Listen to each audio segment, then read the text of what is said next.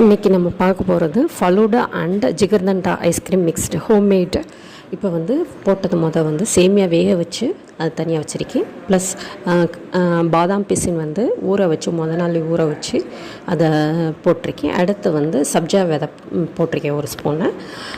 Ready பண்ணி வச்சுருக்க இதில் சர்பத் சிரப் கொஞ்சம் நன்னாரி சர்பத் சிரப் கொஞ்சம் ஊற்றிருக்கேன். ஒரு ஸ்பூன் ஊற்றிருக்கேன். அது மேலே அது இனிப்புக்காக ஃப்ளேவருக்காக ஊற்றிருக்கேன். அடுத்து ஐஸ்கிரீம் ரெடி பண்ணி வச்சுருக்க ஐஸ்கிரீம். இந்த ஐஸ்கிரீம் எப்படி பண்ணேன்னா, பால், ஜீனி, ஒரு ஸ்பூன் கார்ன் மாவு, ஒரு ஸ்பூன் அரிசி மாவு, மைதா மாவு, ப்ளஸ் ஐஸ்கிரீம் பவுட்ரு தனியாக விற்கும், அது ஒரு ஸ்பூன் போட விட்டியும் திக்னஸ் வந்துருச்சு. காய்ச்சின பாலில் ஐஸ்கிரீம் பவுட்ரு ப்ளஸ் கார்ன் மாவு எல்லாம் கலந்ததுனால இந்த திக்னஸ் வந்துருச்சு. அதை ஒரு கரண்டி போட்டுட்டு அது மேலே சர்பத் சிரப்